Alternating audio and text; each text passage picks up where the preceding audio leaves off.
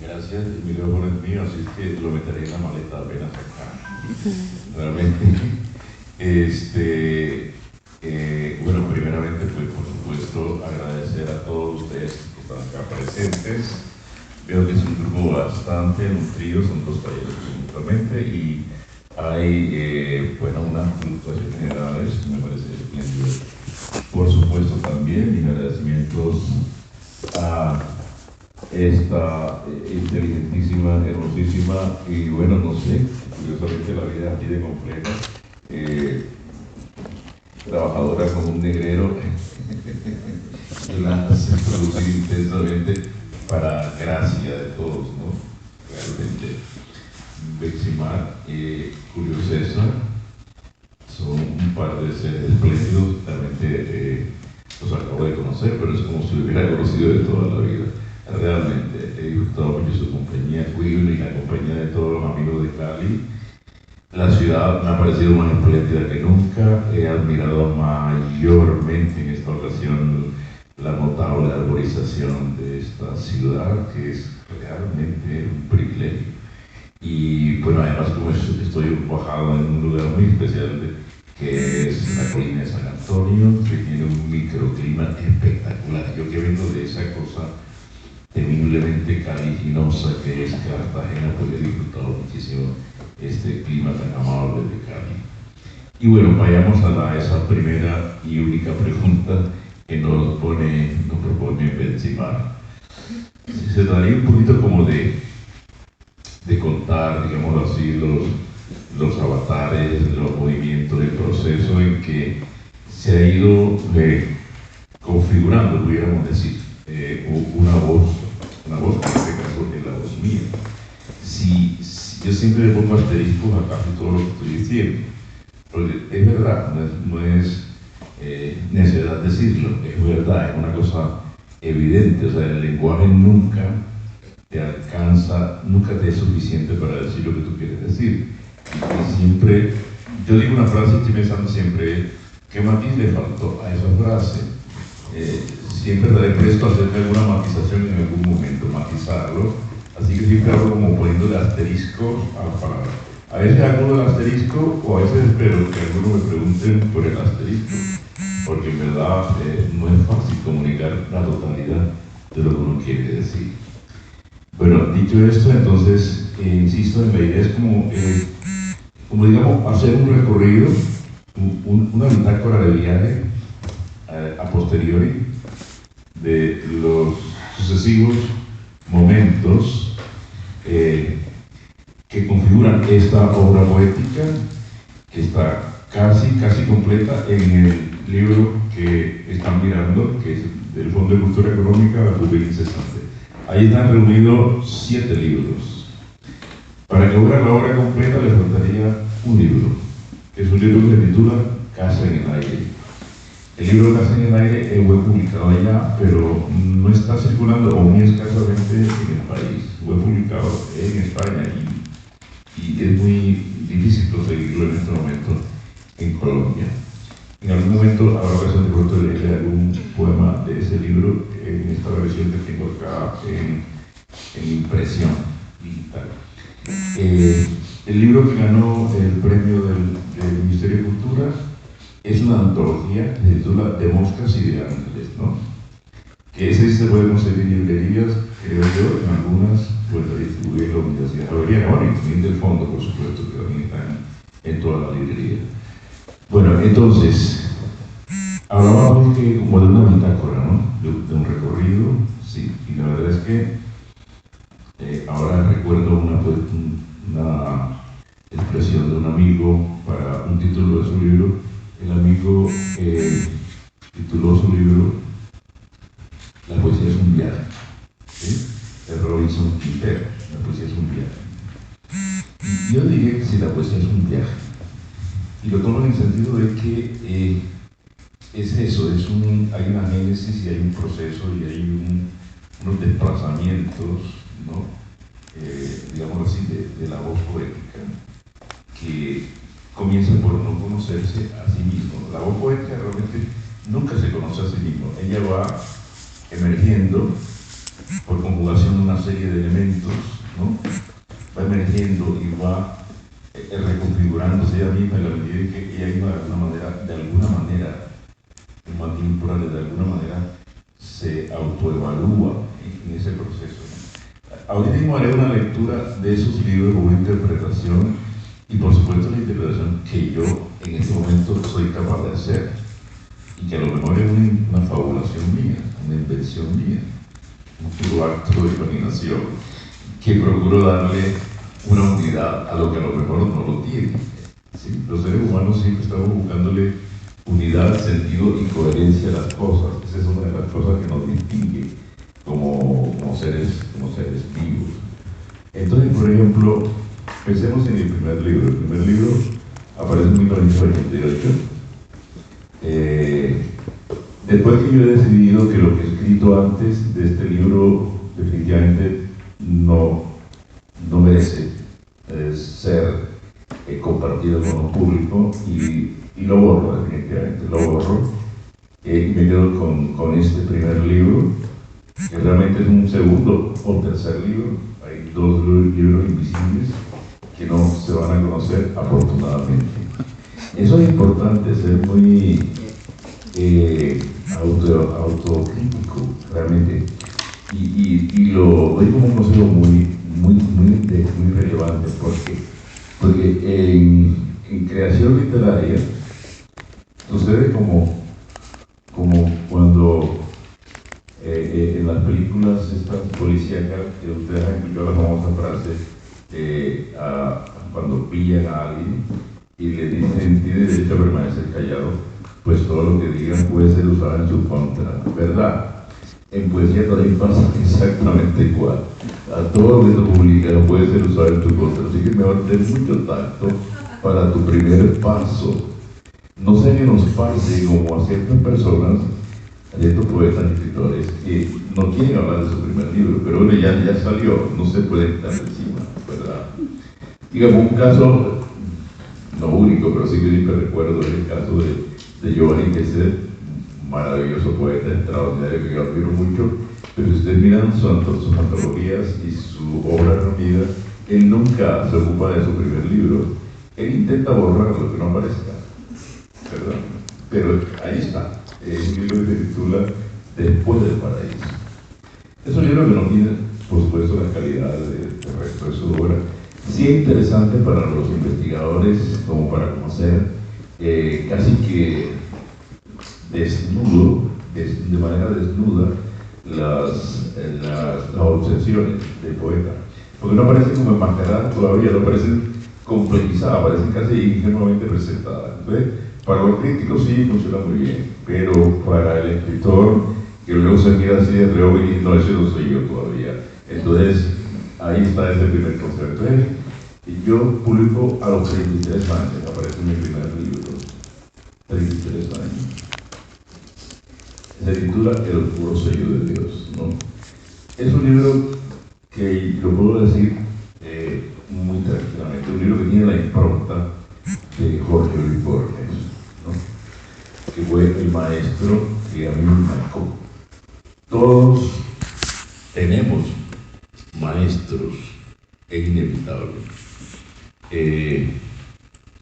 Oden, que es un autor muy frecuentado por Julio César, dice justamente que parte del proceso, importante del proceso de configuración del escritor es el surgimiento de un maestro, cuando de alguna u otra manera él determina o digamos se genera en esa relación, por esa búsqueda, la imagen de un maestro, o sea, alguien que va a ser como un modelo, y dice, eso es una parte importante del proceso de aprendizaje, porque siempre estamos pensando como, ¿cómo lo haría el maestro?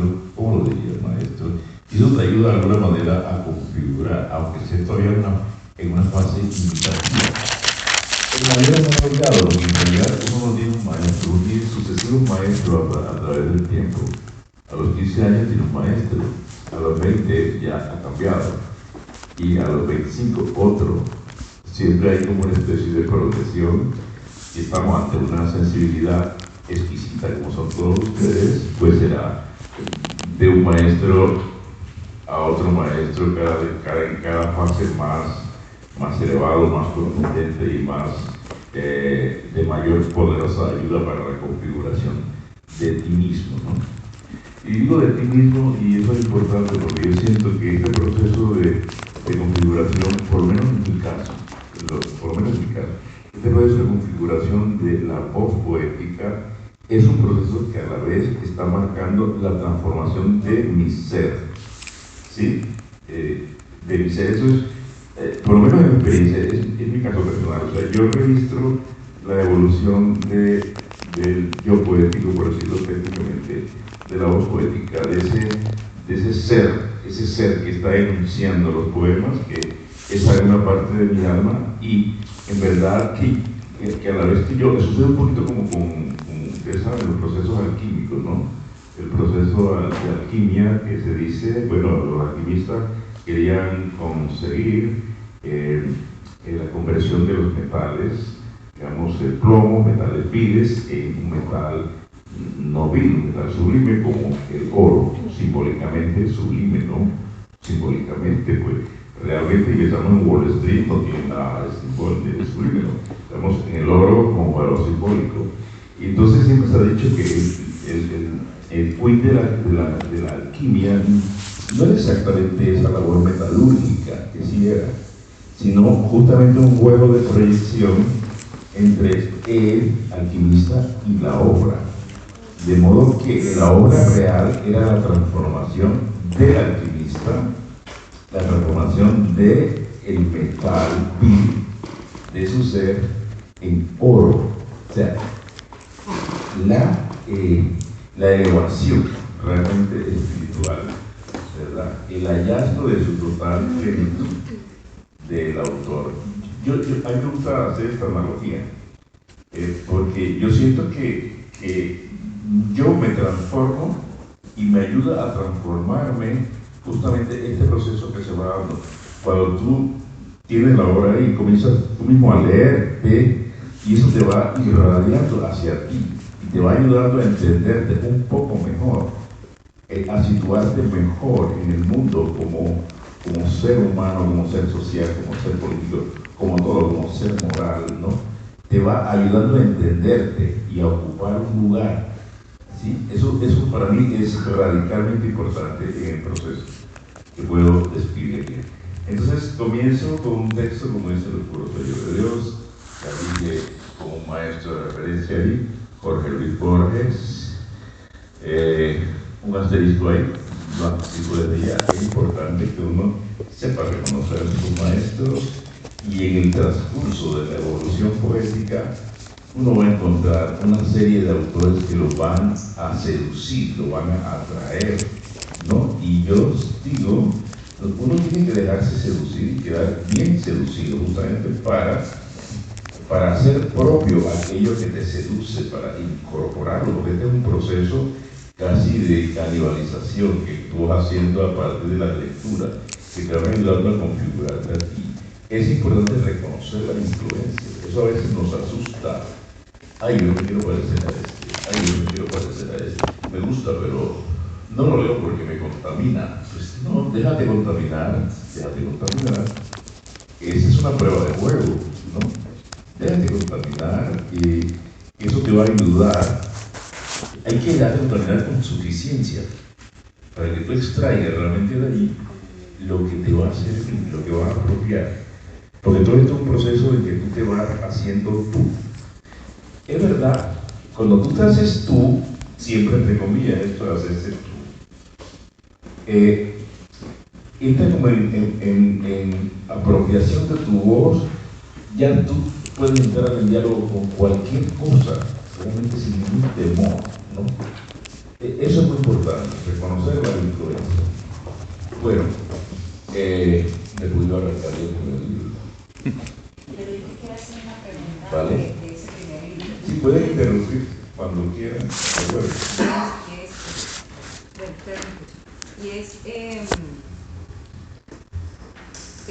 Tú dices que tú recibiste una influencia muy fuerte de Borges. Sí. Bien. De alguna manera, escribir bajo la influencia de una figura totémica como Borges, te obliga a honrarlo con tu escritura, es decir, a sacar a pasear ese Borges en tu obra y que Borges esté feliz, de alguna manera, hablando, sé que no te gusta la palabra, pero metafísicamente, de ese homenaje que tú le haces con tu obra y con tu propia voz también, ¿no? ¿Cuál es la clave para homenajear al autor con tu propia voz sin que suenes, sin que sea un reflejo exacto de Borges o sin que llegue a ser una parodia mal hecha de Borges? ¿Dónde está la clave para no caer en ese error? Y la segunda pregunta, a partir de lo que decía Borges, es: ¿en algún momento cometes parricidio con tus autores protagonistas? Vale, es muy interesante eso. La respuesta es, la solución, publicar a los 23 años. Sí, porque tú a los 15 años vas a ser un imitador de tu maestro, y a los 20 también, pero a los 33 ya tú reconoces el magisterio, pero ya ha habido un trasiego dentro de ti que te permite que algo se está gestando dentro de ti y dialogue ya, no todavía de tú a tú, pero sí como un buen vecino. ¿Sí? Entonces, por eso insisto, es importante que haya un cierto grado de madurez, ¿no? Para que tú puedas establecer finalmente ese diálogo abierto con los maestros. Al inicio, la relación con el maestro es imitativa, es inevitable, y eso es un buen ejercicio, pero está bien a los 15 años, a los 18, pero a los 30 ya la relación no puede ser igual con el maestro. Entonces tú reconoces el magisterio, pero sabes que tu deber es apropiar lo justo y necesario para que tu voz emerja y que sí, te tributes un homenaje, pero a partir de ya de ti mismo, de alguna manera. Yo digo que el sumario tiene una impronta borgiana, porque cualquier lector puede reconocer algunos motivos, pero ya estoy intentando, o ya lo hago de una manera personal, ¿no? Ese magisterio de Borges, por ejemplo, se va a ir borrando a medida que va andando, pero yo siento que está todavía su enseñanza básica sigue en esto. Cometer parricidio, sí, es uno de los momentos esenciales. Uno comete sucesivos parricidios, ¿no? Es importante para la constitución de sí mismo.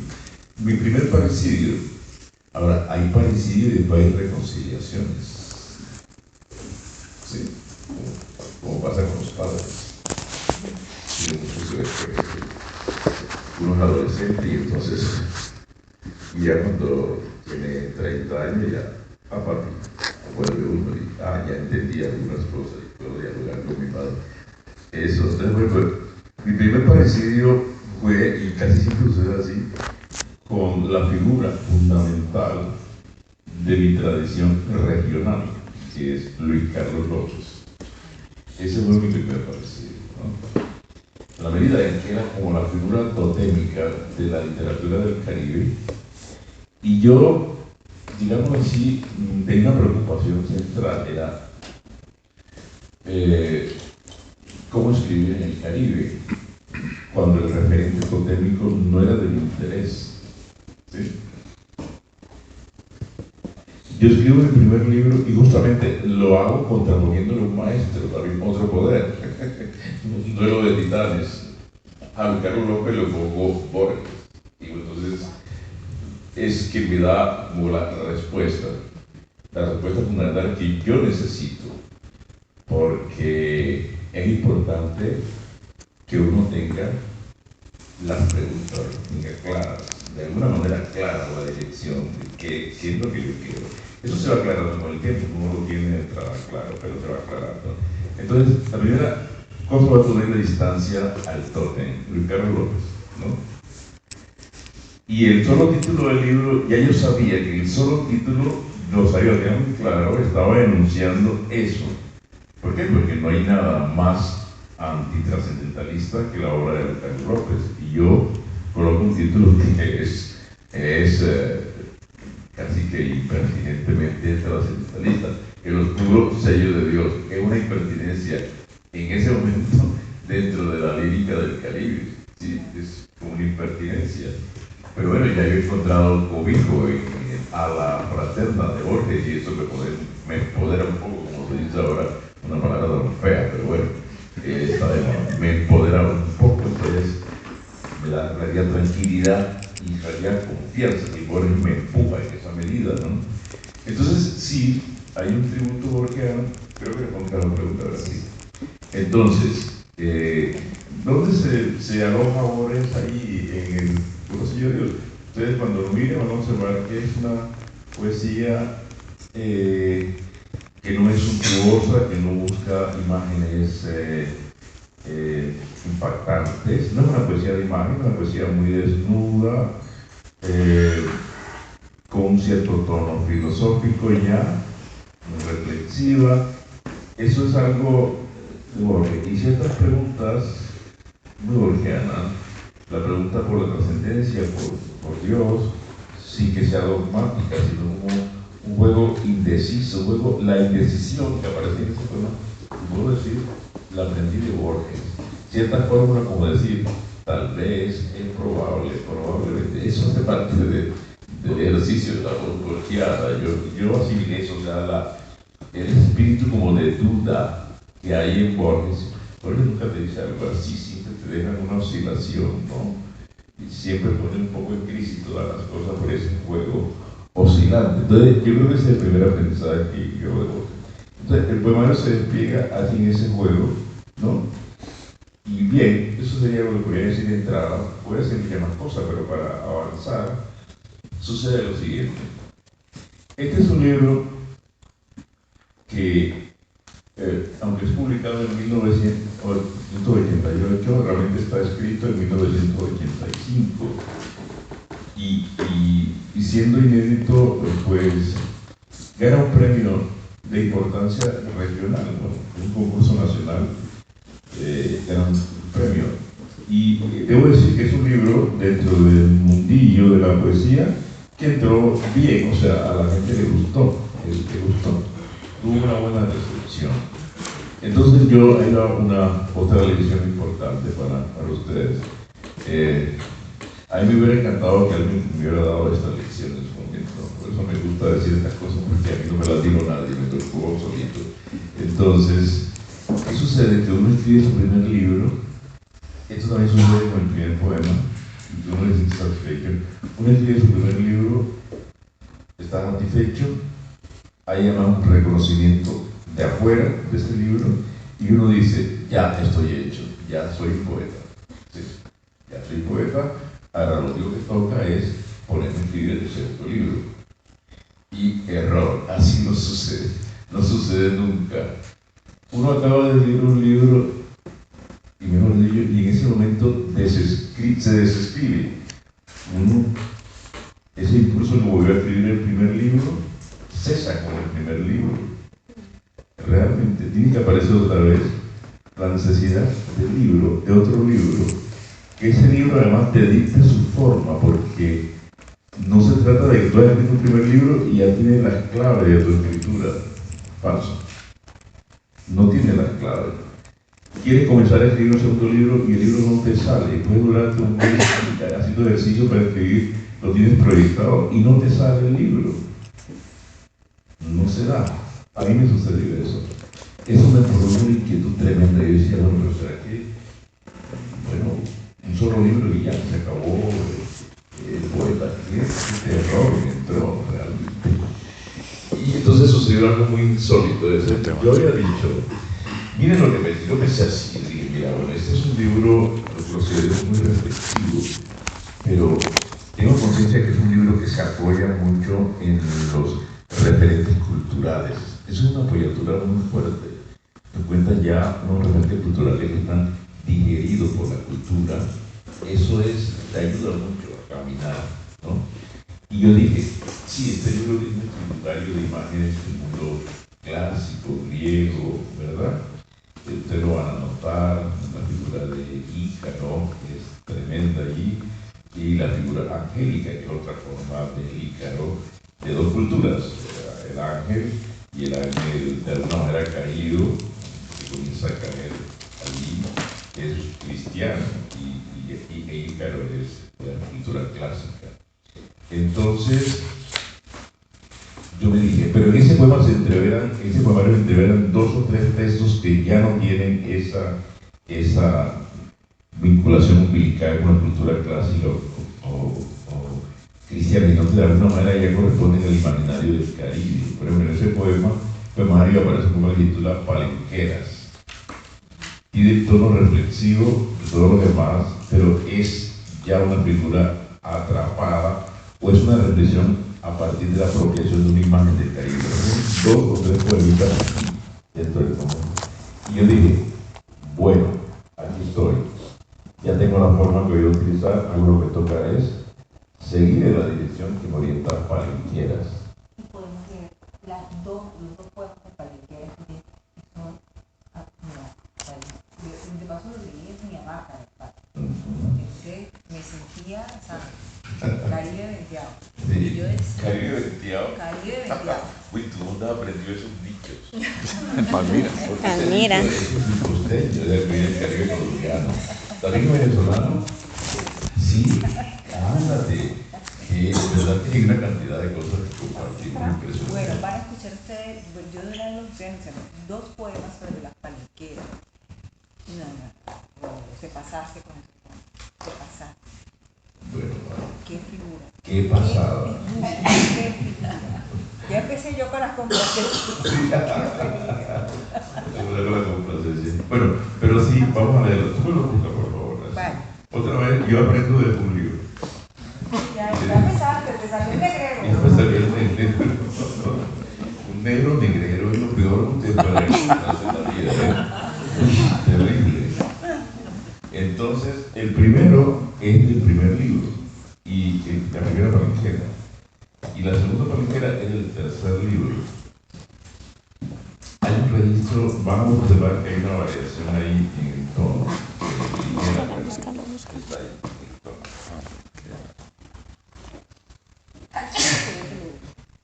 Tú sigue que yo te lo Bueno, entonces, yo ya estaba hecho, ya claro, todo el tono es este, y ahora voy a tocar temas del mundo referencial de mi entorno.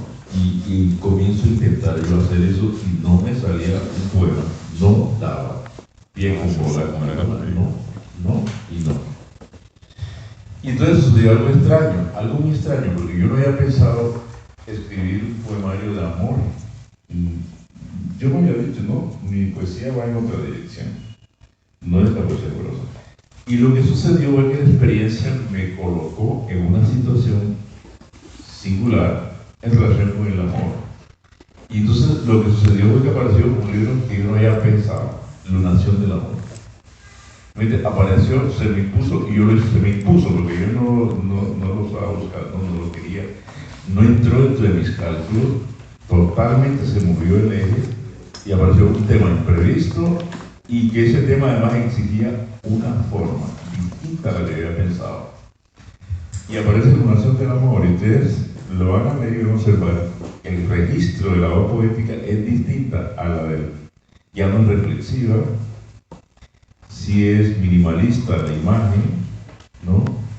Hay un cierto hermetismo, ¿sí?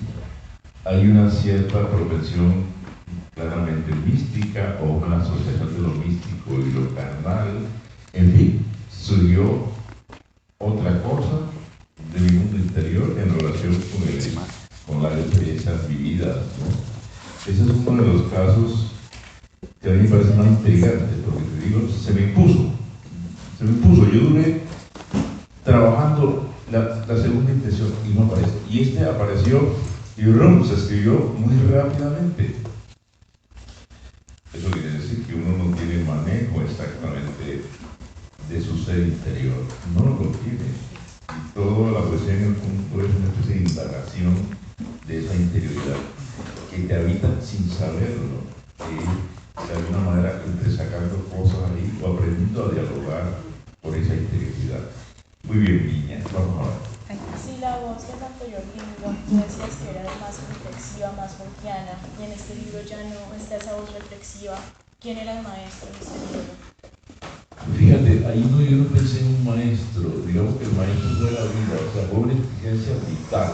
Yo necesitaba expresar eso, porque me estaba ocurriendo, necesitaba como un exorcismo, como una liberación, ¿sí? Casi como un exorcismo anticipatorio de lo que iba a ocurrir. Yo sabía lo que iba a ocurrir allí, en esa relación que se estaba dando, y la anticipé, y eso fue un proceso como de catarsis previa, una cosa así. Para cuando sucediera lo que tenía que suceder, ya yo estaba escudado con el poemario, y había hecho ya el aprendizaje y el duelo previo, una cosa así muy compleja. Pero de todas maneras, podría decir que, claro, como esto me exigía otro tipo de escritura, es indudable que debía apelar. Es bueno cuando uno está escribiendo un texto, leer ciertos textos que a uno le gustan, le pueden dar una pauta, le estimula la imaginación. Entonces, los epígrafes que aparecen ahí pueden ser una clave para esos posibles referencias que te dictan señales. Por ejemplo, y es comprensible, aparece una imagen de Rilke con el epígrafe y una imagen de San Juan de la Cruz. Y es comprensible porque San Juan de la Cruz maneja el tema erótico de una manera mística, erótica de una manera muy particular, ¿no? Y el tema del ángel está muy presente allí como figura que posibilita la dicción erótico-mística. Por eso acudo a Rilke, la famosísima imagen de Rilke del ángel. Todo ángel es terrible, que ha sido tan traída y llevada. Bueno, eso es bueno en unas puertas. Aunque yo no puedo decir, hay una influencia, hay un magisterio de Rilke, hay un magisterio de San Juan de la Cruz, hay un magisterio de Héctor Rojas Erazo, porque aparecen tres epígrafes, cada uno de estos autores. Pero en el fondo el maestro es la exigencia exterior e interior, exigencia de una experiencia amorosa que estaba allí, por todo el esplendor y el peligro que encierra el amor. Y ustedes lo saben. Bueno, entonces Palenquera, la primera, el tono reflexivo, meditativo, dice: mujeres grandes que llevan tesoros blancos en los dientes, sentadas, parloteando en lengua extraña, como enormes diosas ya olvidadas. ¿Acaso, mejor que el sabio, conozcan sus cabezas el peso exacto de las cosas del mundo? Es como una contraposición entre la figura del filósofo clásica y la figura de la palenquera. La sabiduría está aquí, en estas imágenes de figuras totémicas, de mujeres totémicas casi sagradas. Aquí hay una apuesta por una bifurcación, buscando la sabiduría en otro lado. Y el segundo, claro, entonces el segundo es de otro libro, es quizá menor. Por favor, la página para que lo siga. Hago recuerdo, la página 179. Es de En el Traspatio del Cielo, y la dicción es un tanto menos reflexiva y más acercándose hacia la imagen, aunque es una imagen minimalista, ¿sí? El título es igual, Palenquera. Dice: abre la boca ancha y su pregón llena la calle. Los niños miran los pies descalzos sobre la tierra, buscando las raíces de este árbol en cuya copa maduran todos los frutos. Ahí está, entonces, esas dos palenqueras que estaba haciendo la complacencia para nuestra amiga Bellísima. Entonces, ya hemos entrado al segundo libro, ven ustedes cómo ocurrió el asunto. Y ahora viene el tercer libro. El tercer libro, yo siempre vi Nación del Amor como una rareza, como una cosa rara que me ocurrió. Lo vi así. Entonces viene el tercer libro, y en el tercer libro yo tampoco encuentro el tono para escribir. La misma pregunta me va hiriendo, ¿será que yo no podré escribir otro libro? Sucede la misma sequía entre los segundo y tercer libro.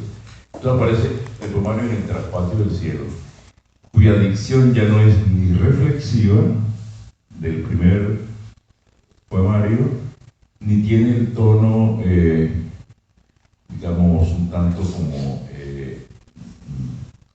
penumbroso, místico enigmático, digamos, que hay en Iluminación del Amor, sino que es un poemario que curiosamente realiza lo que yo pensaba hacer en el primer libro, pero con el tono reflexivo, y que yo no di pie con bola. O sea, lo realiza con otro tono, que es un tono más de tipo nostálgico, ¿no? Y más de manejo sutil de imágenes, con un trasfondo de eso que llama, bueno, Octavio Paz y muchos otros teóricos, la presencia de eso que llaman sentimiento analógico del mundo, ¿sí? La analogía como visión del mundo. Eso de alguna manera riñe casi que completamente con el primer libro, que va en un tono reflexivo y va bien lo que llaman irónico, sutilmente irónico. Este se va a la otra banda, pero es que me permite a mí realizar un poco lo que yo pretendía, o sea, buscar un libro que apropiara el imaginario del Caribe, que lo acercara. Eso es lo que estaba buscando yo, ¿no? Muy bien, sigo con ello, pero acá hay una interrogante, un comentario. Sí. Me llama la atención el hecho de que durante todo lo que nos has comentado hablas de la voz poética, ¿no? Sí.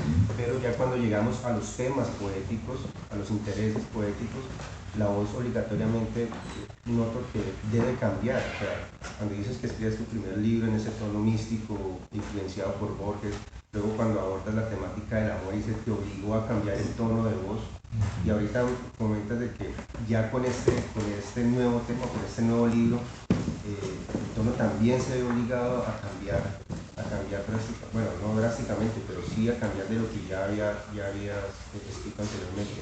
¿A qué se debe que cada tema exija su propia voz? Es casi como que uno, cuando se va a enfrentar ante el tema, incluso va nuevo, porque no hay forma de abordarlo aún teniendo ya, digamos que, no, ya manejo la imagen, la metáfora, pero cuando se enfrenta al tema, queda uno como sin herramientas, y es más, el mismo texto como que te va dando las herramientas, por ejemplo, en cuanto al tema del amor, ¿no? Que es un tema muy difícil de escribir. Sí, es cierto.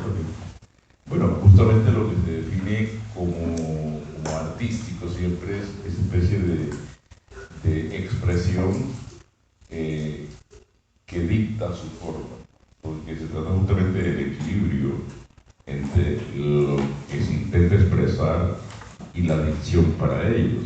Ahí está justamente el juego de lo artístico. Si tú no logras ese equilibrio, es una obra de arte fallida, sea cual sea la dicción. Puede ser la dicción más cruda, tipo, por decirlo así, Bukowski, o la dicción más sutil, digámoslo así, San Juan de la Cruz, ¿no? Lo importante no es sino lograr ese equilibrio.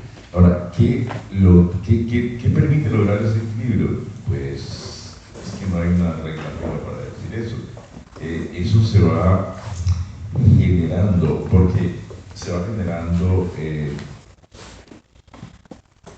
de alguna manera va creándose como, en todo este proceso va creándose como un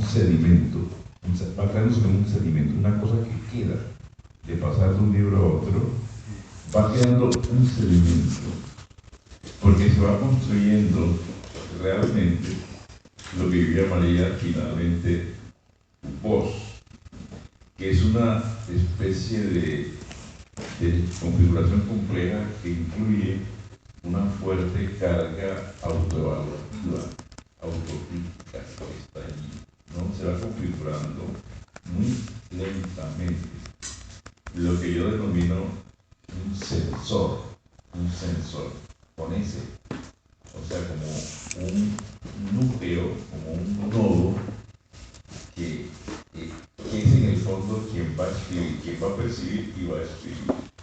quien va a percibir va a ser de colador también y va a percibir, porque ese sensor que aparece está conectado con lo más profundo de ti. ¿Qué es lo más profundo de ti? Yo no sé, ni de lo mío tampoco sé, pero sé que tiene una conexión profunda contigo. Esa cosa que se va identificando de los periodos de gestación y que de pronto viene con relación con el ADN, con tu cultura más, se va gestando. Eso tiene una conexión, tiene como si un teléfono directo con esa cosa profunda y abismal que hay dentro de ti. Entonces es un juego como de ir despertando, en ese afuera, adentro, se va despertando como esa estructura vinculante, como puente, que es lo que llamamos el sensor con ese, abierto a la sensibilidad del mundo, pero también como que va creando, se va autorregulando y va sabiendo qué colar, qué deja afuera, qué no deja afuera, ¿verdad? Esa instancia, en el fondo, es lo que va a ir configurando al poeta como tal, ¿no? Hay algunos poetas que demoran más en hallar, en configurar ese sensor, y unos que vienen con ese sensor ya de entrada. Entonces, ahí ya tenemos que ubicarnos cada quien en qué situación está. Don Rómulo, Dime. ¿Cómo le va? Pues perfectamente bien, queridísimo. Bueno, estaría mucho mejor cuando pruebe el Café. no, el café no. La raja. De verdad. Y ese eso tan grande que es eso. Ella me tiene amenazada con una cosa mítica que se llama aborrajada. Es mítico. ¿Llegaste, bebé? Sabia elección, sabia elección. Bueno, primero. No, la aborrajada esto. Porque le digo por los ojos, así que déjame mirarlo ahí un ratillo, así. Ya entré en diálogo con los ojos. Deliciosísimo. Ya sé que ya estoy más tranquilo en el mundo. Dime, Julio. Rómulo, hay una pregunta vieja que no hemos podido resolver. Sí. ¿Por qué escriben los que escriben? Para que mis amigos me quieran más, dijo Gao bellamente. Para convertir el ultraje de los años en una música, un rumor y un símbolo, dijo su primer maestro. Para leer el libro, por fin el libro que uno quiere leer, dijo algún pedante, con mucho sentido.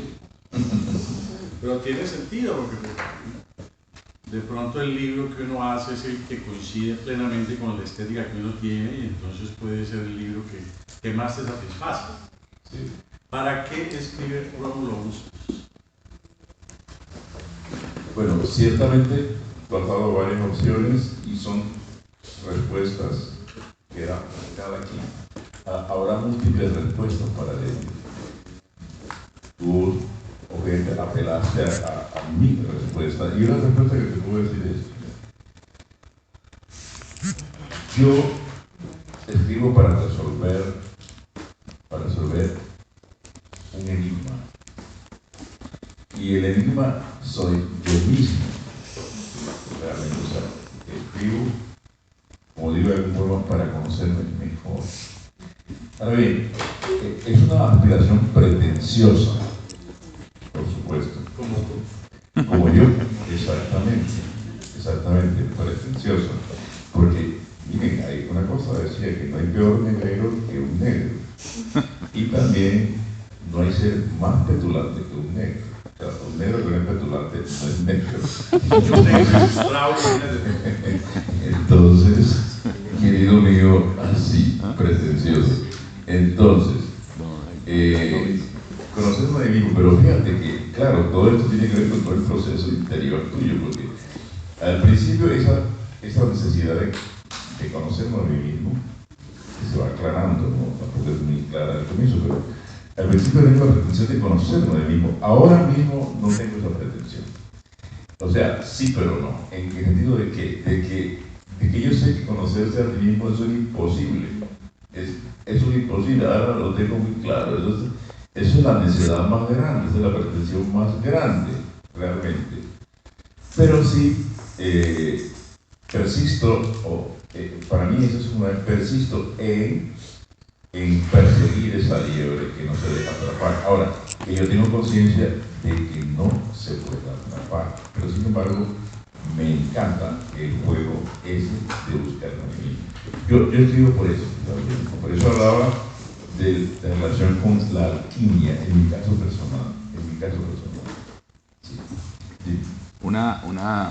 Leyendo un poco sobre su biografía, sí, me llamó la atención algo que en su momento usted comentó, y es que cuando muy joven leía El Tesoro de la Juventud. Sí. Y de alguna manera allí encontró como una grieta entre el mundo leído y el vivido en el tema de las palabras. Y por ejemplo se encontraba con palabras como hortelano, cuando lo que usted vivía en su pueblo era la gente del monte. O palabras como la encina, el bosque, y usted lo que tenía era el matarratón y el matorral.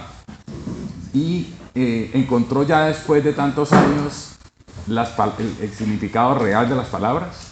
¿Esa grieta se cerró o no? Esa grieta se ha ido cerrando. Se ha ido cerrando realmente. Que se haya cerrado del todo, pero es que no me interesa tampoco ya. Tampoco me interesa, porque uno va cambiando el curso. Ya yo encontré ese tema, ese problema, creo que lo puedo resolver, pero en ese momento ya no me interesa resolverlo como lo quería antes. Antes quería superar la grieta para decir eso que está allí, ¿no? Eso inmediato. Ahora me interesa eso también, pero ahora tengo muy claro que me debe interesar lo inmediato, pero también lo que no es inmediato. Si no, me voy a cerrar a un sentido meramente referencial, digamos así, del entorno caribe, ¿no? Y hay otra lección de Borges, ¿no? La lección de que realmente un ser humano, por el hecho de ser humano, pues, tiene derecho a hablar de todo lo que le concierne al ser humano, y perteneciente a cualquier cultura, a cualquier imaginario, de cualquier tipo, científico, filosófico, religioso, venga de donde venga. ¿Sí? Entonces, esa fue mi manera finalmente de sanar esa grieta, ¿no? Inicialmente era recuperar aquello que no podía acceder a eso que estaba ahí. Ahora abro el espectro y digo, sí, puedo acceder al mundo de las encinas, ¿verdad? También es mío ese mundo de las encinas y del hortelano, y también el mundo de la gente del monte. No tengo que renunciar a ninguno de ellos. Lo que tengo sí es que apropiarlos y hacerlos míos. Claro. Eso es lo que Maestro, perdón, la última. Sí. Usted nace en un pueblo que se llama Santa Catalina de Alejandría. Los que hemos nacido en Palmira nos da unos celos horribles, porque es que ese nombre es algo mágico. ¿De dónde sale ese nombre de un pueblito en Bolívar de Santa Catalina de Alejandría? Pues imagino que eso sale de una cosa que yo creo que rige mucho el imaginario de nuestros pueblos, de las culturas costeñas, pero también de todo Hispanoamérica y el Caribe. Yo siento que la precariedad nuestra dicta justamente, exige lo contrario para compensar. Yo creo que esa es la clave finalmente de entender el modernismo, que es un esplendor y un lujo verbal y una ornamentación y un culto a la belleza, justamente porque no tenemos eso, no lo tenemos, ¿verdad? Esa es la clave, a mi modo de ver, de muchas cosas de la cultura nuestra. Entonces por eso nuestro país, como decía uno, está lleno de palacios. Bogotá, el palacio tal, el palacio tal, el palacio tal, y tú vas a ver qué palacio, no es nada. Entonces, eso pasa en muchos niveles, ¿no? Entonces, muchos pueblos nuestros tienen unos nombres impresionantes. Padua, una vereda. Palmira también tiene su referente histórico, Palmira, etcétera. Una cantidad de nombres tan bellos encontramos entre los países, unos nombres maravillosos, espléndidos, y vamos a ver, bueno, madre mía, está dictado por lo mismo. Entonces, bueno, Santa Catalina. Pues Santa Catalina no se quiso quedar a menos, ¿no? Entonces, Santa Catalina de Alejandría. De Alejandro. Bueno, de hecho, fíjense, y eso se suma a la petulancia negra. Algunos me han dicho, me dicen, el poeta alejandrino. ¡Qué fantasía! Digo yo, ¡qué fantasía!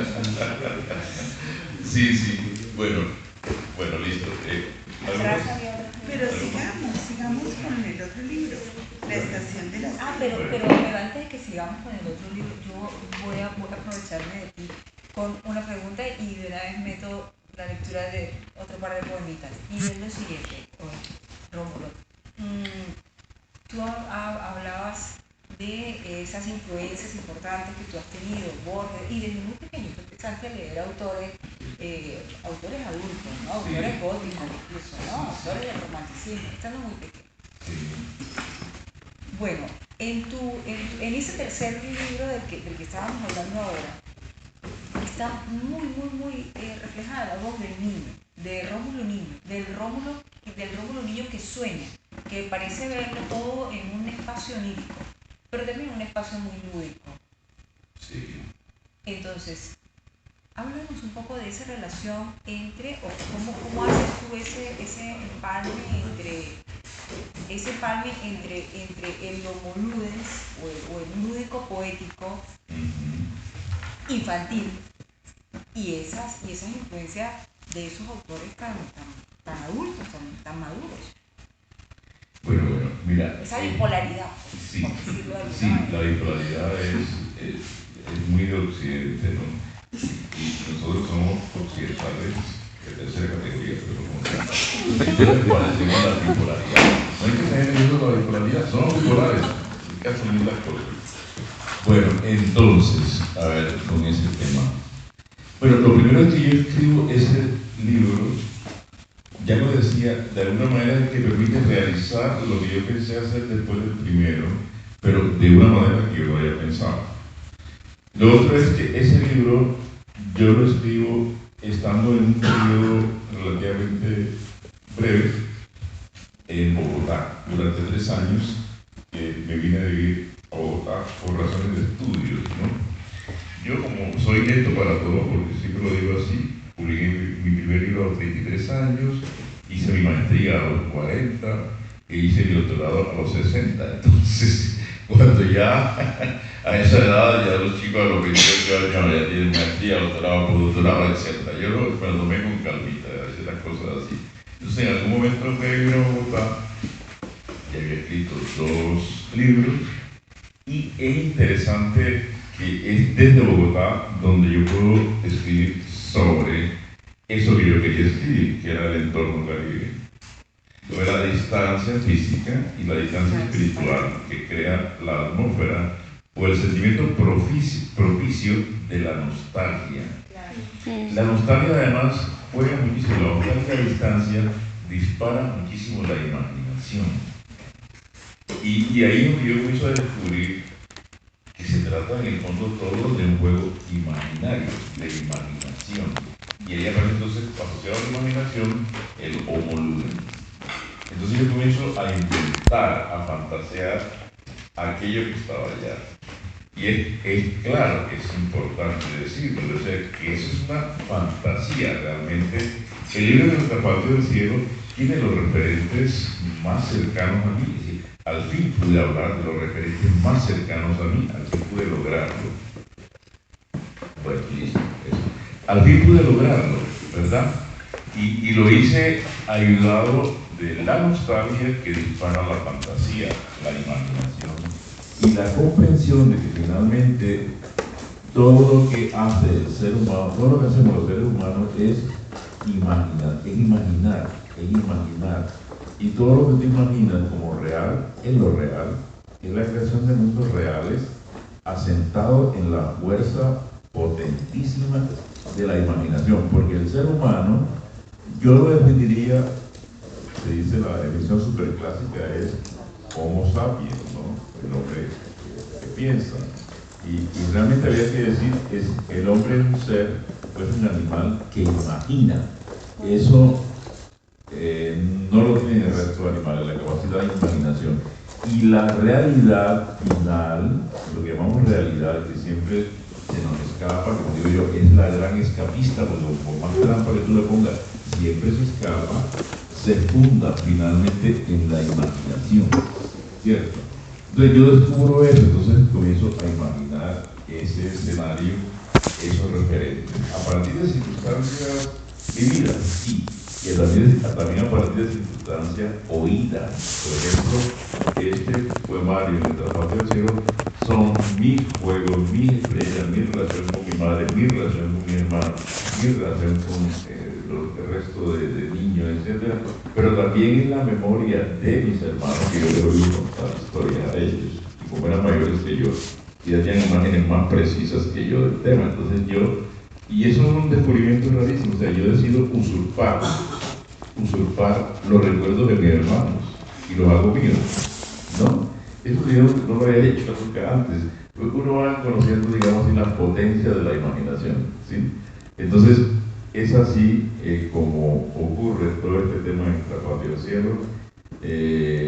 Fue un descubrimiento, como todo, no lo pensé, la circunstancia de Bogotá me ayudó a hacerlo.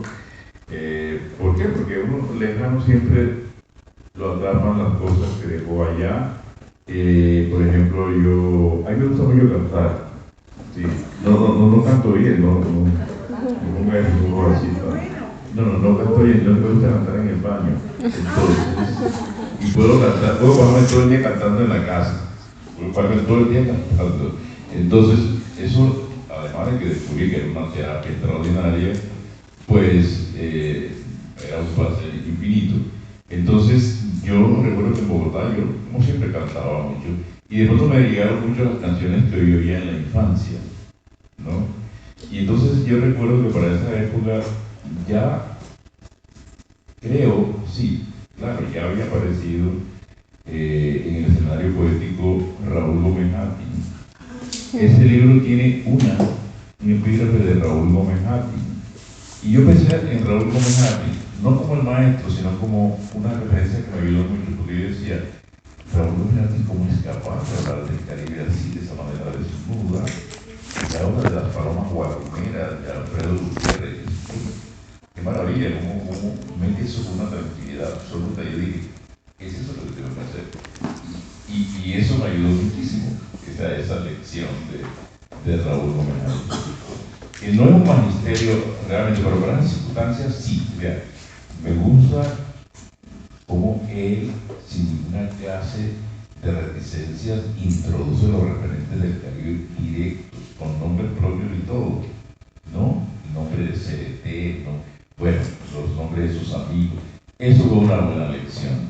Entonces, ya apropiado de esos elementos, aparece en Mientras patio del cielo, ¿no? Y es el momento en el cual yo comienzo a aterrizar la poesía mía, a contaminarla de polvo, de barro, etcétera, ¿no? De cosas muy concretas y reales. Allí, no en una zona del amor ni en el proceso. Tenía el designio, pero no encontraba el tono, hasta que allí se dieron las circunstancias para que se diera eso. Bueno, entonces, dos poemas en Mientras patio del cielo. En Mientras patio del cielo aparece un poema que se titula Matarratón, que es una planta muy conocida de todo. Hay dos poemas, los dos que me sugiere acá Betsy, tienen como referente el árbol, o allá decimos en el palo de Matarratón, ¿sí? El palo de Matarratón. Páginas 24 y 25, correcto. Matarratón, dice así. El árbol de los relinchos lo llamamos. Basta tocarlo por la mano y el árbol se llena de relinchos. Entonces nos ponemos bajo las ramas y soñamos un caballo. Y este es el conjuro del caballo. Ángel frondoso que estás en el árbol, venga a nosotros el más fino caballo, las firmes patas del caballo, la grupa sudorosa del caballo, el viento impetuoso del caballo, las alas invisibles del caballo, la blanca maravilla del caballo, y el ángel que habitaba en el árbol nos lo daba.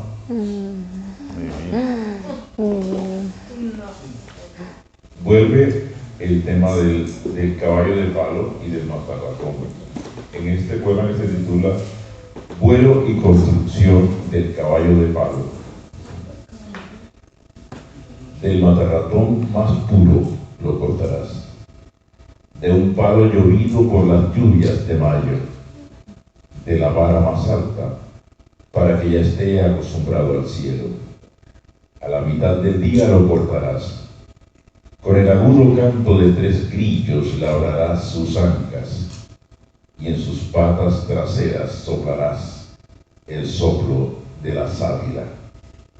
Cuida que no esté cerca una mujer muy vieja mirándote de espaldas, pues su mirada podría enfermar su vuelo.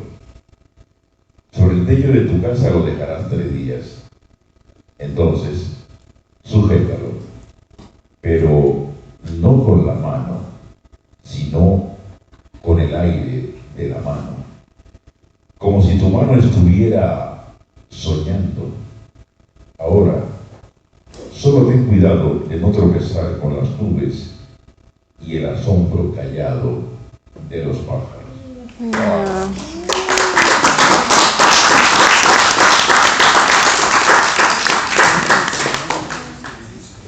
Redondeé un poquito la observación que me hacía.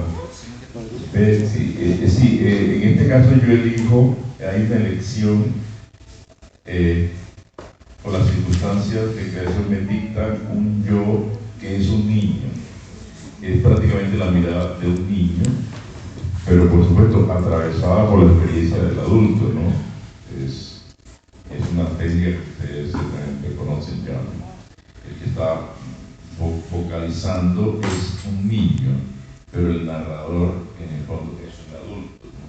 Entonces, fue la manera que yo encontré, que me dictaron las circunstancias de creación para fundar, para mostrar, para construir un mundo de alguna manera primordial, el mundo primordial mío, el mundo de la génesis personal que yo me creé. No que fuera así, como fuera que sea, eso no importa, es la realidad que yo fundo. Y entonces, lo más apropiado es la focalización de un niño, esta sensibilidad abierta de un niño. Porque es lo que dicta este especie de paraíso genesíaco. Es un niño el que ve, el que siente y consciente. Por supuesto, la mirada niña es la mirada más limpia, pues aún no están atravesadas como bloqueos, como antifaces, los diversos imaginarios culturales que después se apropian de uno y lo reformatean la mirada. Entonces digamos, es muy consecuente, muy coherente que aproveche la mirada de un niño, aunque es falso que sea una mirada pura e ingenua. Eso no es cierto. Eso no es cierto. Yo estoy jugando a decodificar, a eliminar todas las cosas que pueden enturbiar la mirada, pero necesariamente el ojo mira porque tiene la facultad de mirar previamente. Entonces yo estaré mirando desde algo, inevitablemente, desde un punto estoy mirando yo. Pero yo estoy mirando entonces desde dónde. Claro, este es un poemario que habla del mundo genesíaco, primordial, de la infancia, etc. Pero está, porque también investigación. No por propósito, yo investigo constantemente, estoy investigando, porque me estoy haciendo a mí mismo. Entonces, por ejemplo, yo siempre he sido un ávido lector de los imaginarios religiosos, tremendamente, ¿no? Tremendamente. Y los imaginarios de los referentes teóricos de lo que va con la psicología profunda, donde habitan los grandes arquetipos de la imaginación. Este es un texto en que aparenta la mirada ingenua de un niño, pero es un niño el que está focalizando, que está penetrado por una voz adulta que ha atravesado todo el camino de la teoría de los arquetipos junguianos. Entonces, en este libro están puestos en juego prácticamente todos los arquetipos que yo pude echar mano. O sea, por ejemplo, el tema del árbol, sí, el árbol que yo vi en la infancia, pero este árbol ya es el árbol que aparece en los Vedas, ¿no? Por ejemplo, ese árbol que es capaz de unir cielo y tierra. Eso no lo vi en Santa Catalina, no podía verlo, lo vi en la cultura. Y esa cultura además me iluminó para ver el mundo, la obra catalina de cierta manera, que es una especie de lo que llama Mircea Eliade, el axis mundi, el eje a través del cual el mundo de arriba se relaciona con el mundo de abajo. De ahí bajan los seres divinos, como el ángel que baja en el momento y sube y baja el ángel, y también de alguna manera el niño se puede asomar allá. Es un diálogo de niños, un ángel niño y un niño también, ¿no? Entonces es muy importante saber que la poesía bueno, hay seres privilegiados que escriban de una ingenuidad, de una sensibilidad exquisitamente ingenua, pero la verdad no es mi caso. Sí, lo que comentó usted, poeta, me hace recordar un ensayo que leí que hacía acerca de Montejo. Y en otra ocasión le preguntan a Montejo de por qué él no escribe, casi no tiene poesía de amor. Entonces él dice, la respuesta de él es que no tengo experiencia. Pero a medida que uno iba leyendo el ensayo, cuando Montejo usó la palabra experiencia, no se refería a la experiencia amorosa, ¿no? Sino que se refería a la experiencia literaria. Eso quiere decir que todo tema que tanto el poeta como el escritor, no importa si sea ensayista, si sea cuentista, novelista, tiene que ir atravesado por esas lecturas de los que ya son realmente poetas, de los que ya son realmente novelistas o cuentistas, para que precisamente pase de esa anécdota personal a algo más universal, ¿no? Y ese ejemplo del árbol de Matarratones es perfecto, que se nota la literatura, se nota que la experiencia está atravesada por muchas lecturas, por muchos libros, por muchos autores, ¿no? Eso significa entonces que el lector, como decía Borges, yo más que escritor soy lector, y básicamente lo más importante para nosotros crecer, los que estamos pretendiendo algún día llegar a ser llamados poetas o escritores, es precisamente leer a los que ya son poetas y escritores. Sí, eso es importante. La lectura es condición previa, es una relación dialogante, lectura e escritura, es no se puede vivir sin leer. Pero si hay una ampliación de tu observación, uno debe leer, sí, la literatura, pero en realidad algo más que la literatura. A veces leer solo literatura nos embloca demasiado, Es bueno abrir el abanico de lecturas, ¿no? Tengan la seguridad de que cuando usted regresa de una lectura que no tiene nada que ver con la poesía, va a venir más enriquecido. Por ejemplo, yo practico mucho la lectura sobre animales, sobre animales microscópicos. Me encanta el mundo microscópico y me encanta el mundo macroscópico. O sea, esto que llaman astronomía o astrología, etc. Astrología no, astronomía. Eso me resulta absolutamente fascinante. Pero todo, o sea, el mundo de la cultura, el mundo de la filosofía, el mundo de la ciencia, me parece absolutamente fascinante. El mundo de los mandriles. El mundo de los mandriles, por supuesto, todo eso me fascina. Entonces, ¿por qué? Porque si ustedes quedan leyendo poeta, entonces crees que el mundo es poético. Para no decir poético, sino después lo diré por qué, pero el mundo es literario, literatura nada más. Entonces, mira, no hay cosa que ayude más a enriquecer una perspectiva que contemplar la relación con otras perspectivas. Sí. Y eso te ayuda a transformar ese mismo hábitat poético que es el tuyo. Te lo ayuda a transformar. La lectura de una teoría física, cualquiera, la teoría de las cuerdas, por ejemplo, y de los multiversos, tiene una fuerza poética tremenda. Pues mira, tú vienes con esto, incluso matemática, por unas matemáticas, y vas allá a la poesía, entonces ya puedes jugar con más elementos. Es muchísimo la lectura. ¿Cómo? ¿Como Pitágoras? Él era músico, él era exactamente, sí. amaba la belleza. En esta época no podíamos hacer eso, ¿verdad? El mundo era un poco más reducido, ¿no? Yo ahora no me atrevo con la música, pero canto en el baño, o sea, lo íntimamente. es muy difícil ser hombre del Renacimiento, como Leonardo y todo eso. Pero bueno, sí al menos tener esas experiencias leídas, ¿no?, que nos abren la mirada. Pero antes digo una cosa, pero en realidad yo decía, sí es poética, sí, pero en un sentido. ¿Por qué? Porque es que yo tengo una imagen, una representación que no es original. Nada de lo que diga aquí es original. Nada es original, porque todo ha sido dicho antes ya. Por suerte el hombre tiene la capacidad de olvidar, porque si no tiene la capacidad de olvidar sería terrible, no tenía muy claro que esto lo digo ya no sé quién, entonces tú dices, para que lo veas yo. Por suerte uno se olvida de las cosas y no sé qué está diciendo. Bueno, ya a esta altura del paseo, yo sé que no estoy diciendo nada original, solamente que lo estoy diciendo de propia sensibilidad, nada más, y ese es el único tipo de originalidad al que uno puede aspirar. Entonces, sí, es que lo digo, por ejemplo me dejó unas pausas que tú no lo ves. Algunos me dicen, pero yo no lo veo porque digo, no, pero yo sí lo veo, yo sí sé dónde está. Me dio como las vigas maestras están siempre resueltas en términos de Borges, finalmente. Entonces, la idea esta de poesía, lo poético. Realmente lo poético está en todas partes. Por eso dije, pues, lo literario, para sustituirlo a la litera, la letra, que es creación humana. Pero lo poético está en todo. O sea, la de Dios, al menos la metáfora de Dios como creador de todo, como metáfora, ¿no? Con Dios tengo una relación muy particular, ya hemos llegado a un acuerdo, ya no nos peleamos.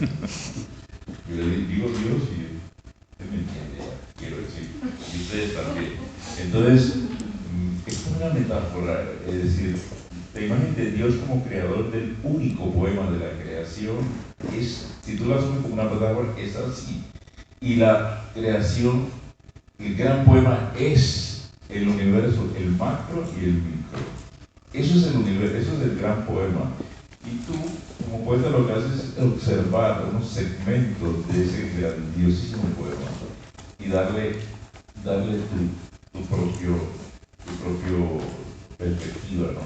Coger un retazo y mostrarlo, ¿no?, como un hallazgo y darle la forma de un hallazgo. Pero primero está ese poema, ese gran poema de la creación, que además es un poema vivo, o sea, es un poema en el cual estamos nosotros insertos y habitamos. Nosotros hacemos parte de la creación de todos los días.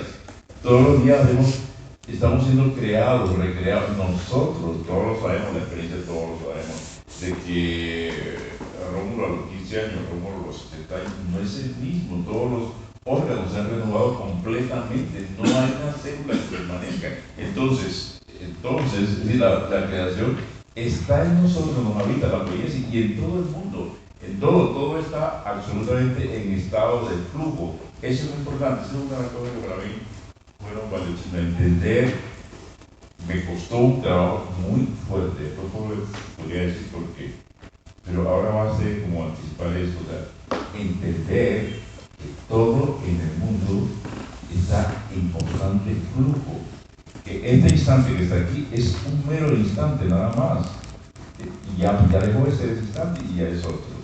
No vemos el transcurso del tiempo porque lo manejamos en categorías humanas, pero si nos ponemos en la categoría de, digamos, de Dios, otra vez la metáfora, todas esas categorías temporales se nos borran absolutamente.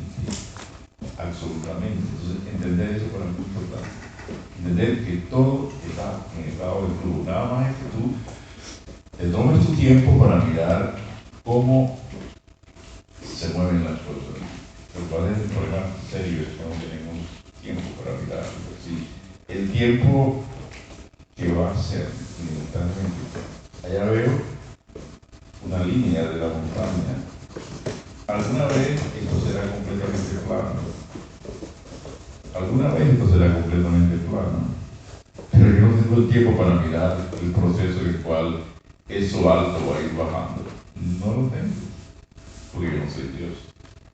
Afortunadamente. Bueno, creo que había una... En el imaginario poeta, en el imaginario suyo, veo que usted estudió Derecho, Pero usted no lo volvió a hacer, ¿verdad? Derecho no lo vuelvo a hacer. ¿No? Ni tampoco lingüística, tampoco lo vuelvo a hacer. Ciencia de las religiones, es que lo sigo haciendo. Sí, dime. No, bueno, esa experiencia seguramente se lo llevó a indagar en el campo de los imaginarios de la religión, o qué pasó en esa época, qué experiencia fue. Pero ¿en cuál de las épocas? Cuando estudió Derecho. Bueno, cuando estudié Derecho es una época aterradora. Yo sobreviví a esa época. Sobreviví más bien que otra cosa. Con el estudio de lingüística y literatura, que eran las dos cosas, porque me gustaba la literatura, la lingüística no mucho, también sobreviví, porque fue un instituto Cara y Cuerpo, que es un instituto, pero ya ha cambiado mucho, no sé si para bien o para mal, pero que tenía una estructura académica que era así, de una escolaridad impresionante, entrar a las 7 de la mañana y salir todos los días a la 1 de la tarde. Bueno, íbamos con lonchera, por supuesto. No hay manera de estar ahí todo el día sentado, terrible, ¿no? Ahora la educación es mucho más movida y tal. Y cuando acabé dije, no vuelvo más a pisar una instancia académica, no quiero saber nada de eso. Pero luego uno vive de ciencia y luego apareció el doctorado. Pero el doctorado quizás es de los estudios que he hecho realmente como una pasión y como un juego y como un deleite. El doctorado, porque fue en algo que sí me apetecía tremendamente. Por eso fue un juego, fue un divertimento.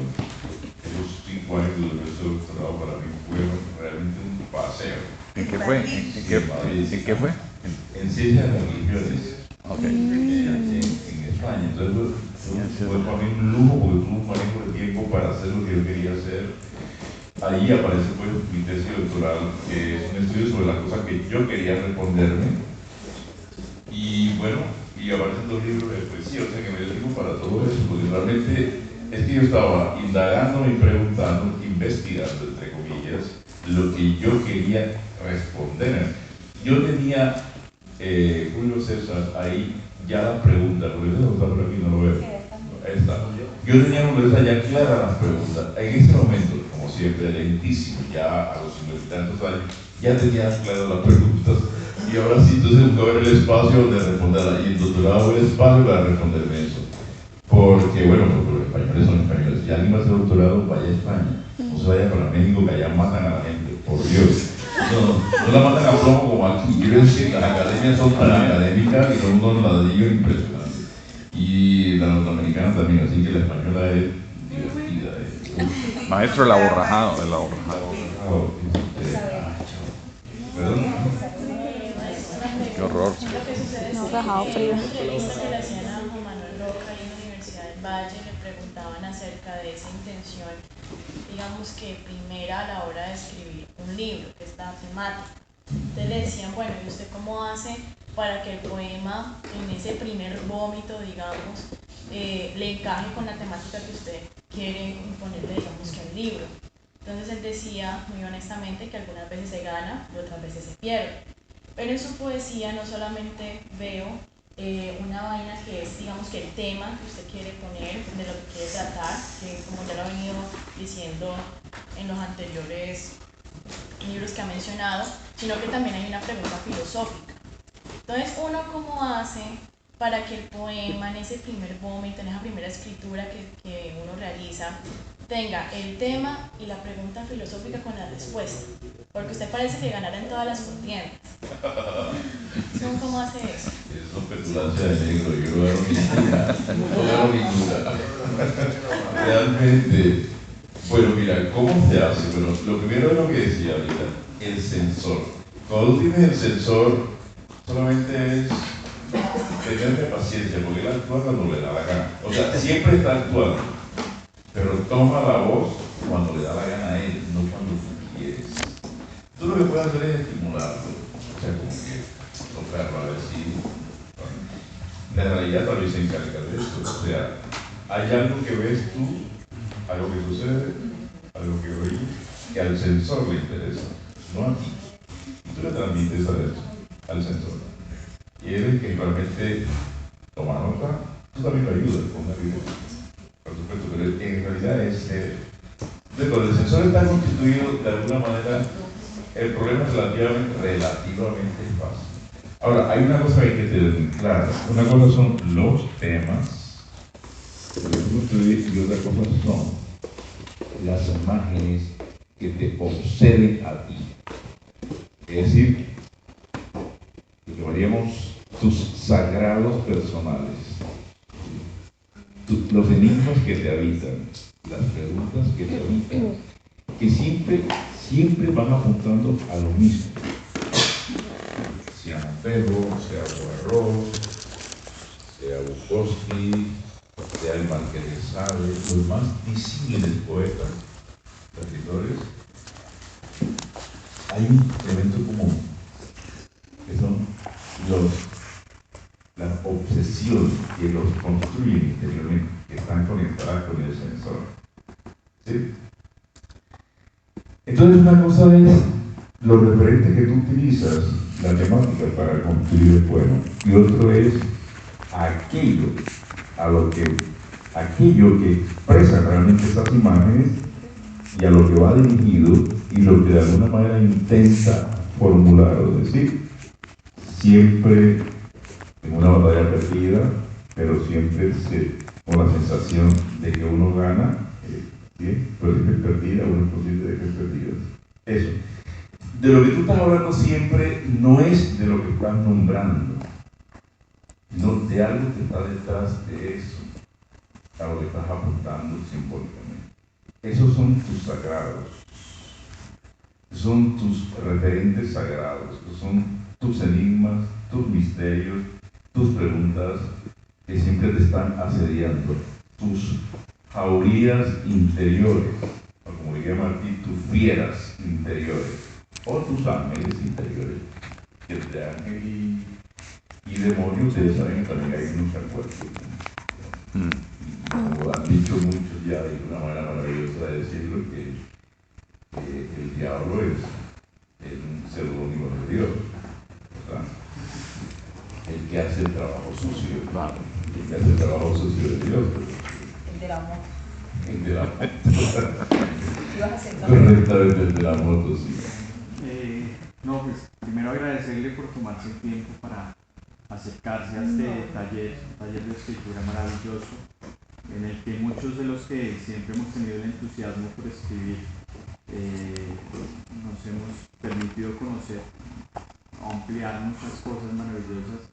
Y usted lo decía ahora, que cada escritor tiene su propia experiencia, ¿no? Su propia relación. Lo de los maestros, por ejemplo, es maravilloso, porque alguien decía, no se trata de lo que tomas, sino de en qué lo conviertes para mostrar, ¿no? O sea, todos somos imitación, todo el arte es una imitación, pero es en qué lo convierte cada uno con su experiencia. Entonces, desde su experiencia, quería preguntarle ¿qué nos puede usted recomendar a este taller de escritura para poder escribir? O sea, un poco más simple quizás, ¿cuáles serían sus 3 consejos que usted nos podría dar ahora para continuar escribiendo? Y dentro de esa experiencia personal suya, ¿qué 3 cosas usted nos podría decir, por ahí no es el camino, o esto he aprendido yo para que no lo haga? 3 cosas a las que usted nos motive y 3 cosas que usted diga de mi experiencia, esto no ayuda. Bueno, a ver, lo primero ya lo dije, o sea, tomarse su tiempo y no darse prisa. Para que vaya emergiendo ese sensor. Eso es una condición radical, ¿verdad? No darse prisa, tomarse su tiempo. Lo otro es una cosa que te recomiendan todos, y ustedes leen el famoso y clásico texto de Rilke, es, mira, en lo posible, sácale el cuerpo a la poesía. En lo posible, haz todo el esfuerzo por ser poeta. Y entonces a lo mejor resulta que eres poeta. O sea, lo que quiero decir es que uno no se puede forzar a ser poeta. No se puede forzar, o sea, esa condición se va generando en un adentro y afuera, en juego de ping-pong, se va configurando. Yo, he practicado la primera y la segunda también. O sea, yo evité al máximo ser poeta. Yo no tuve, a veces la experiencia varía de cada autor. Por ejemplo, García Márquez era un tipo, ustedes lo pueden ver, que vivía obsesivo con la idea de ser escritor.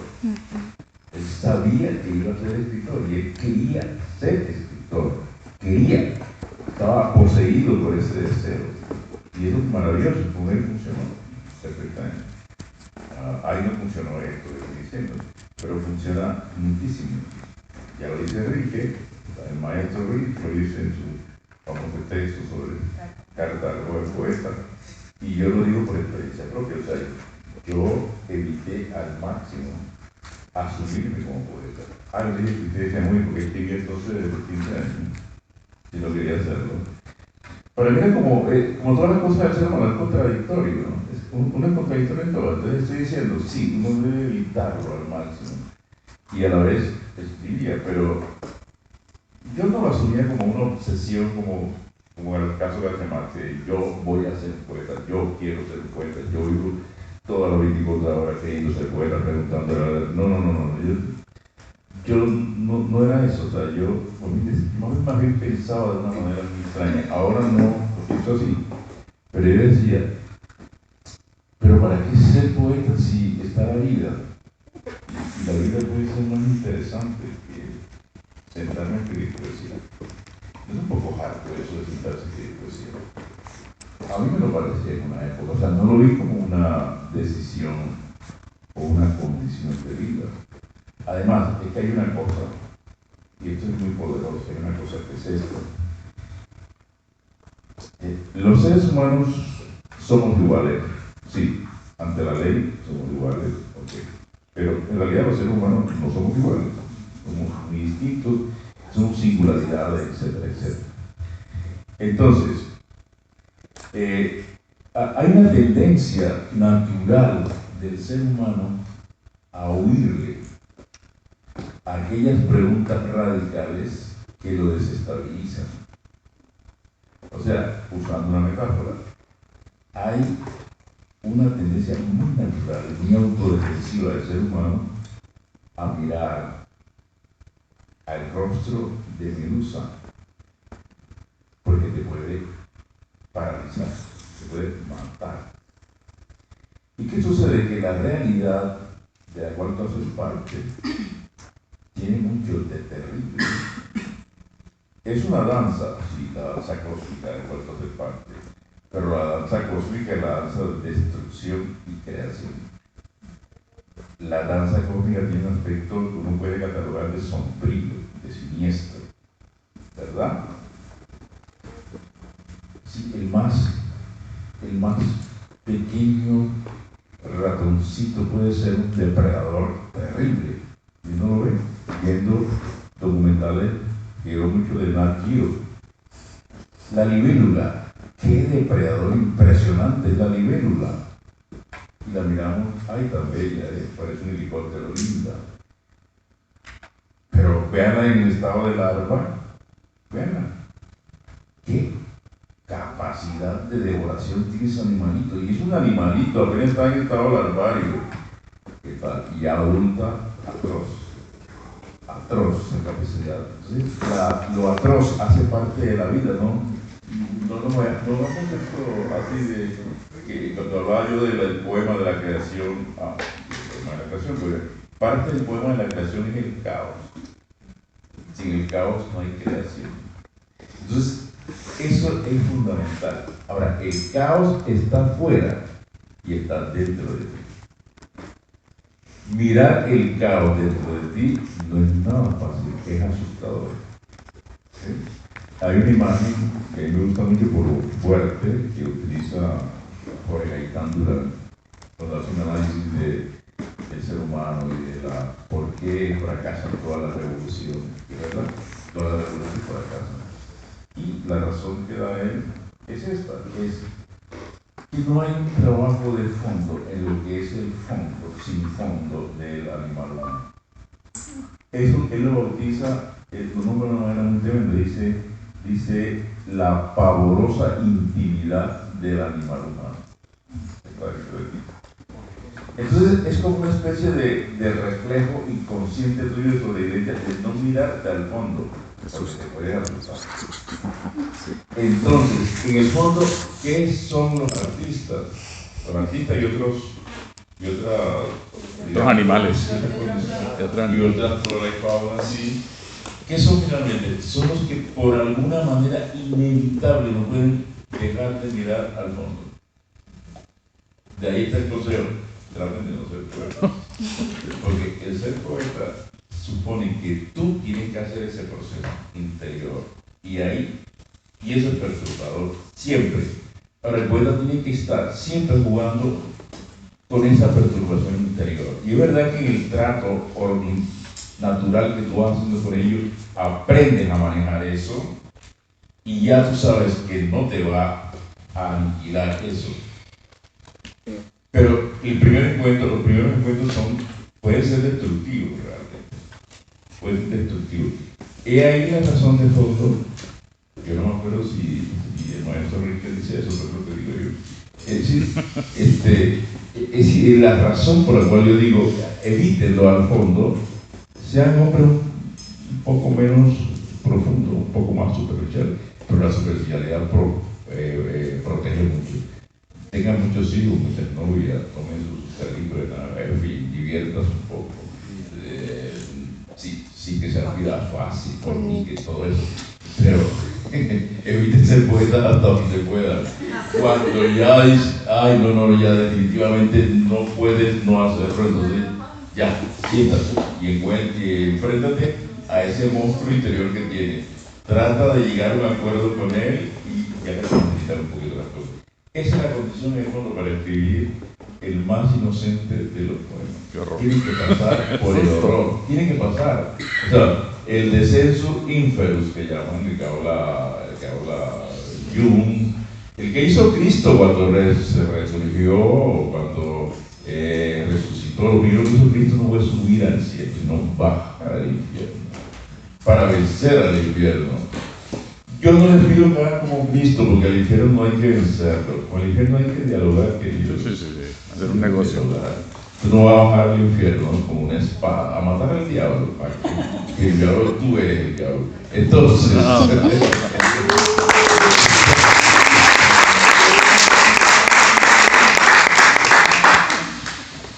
bueno, algo más. Tú me preguntaste por qué, pero dije algo, El ahorra, maestro. El ahorra.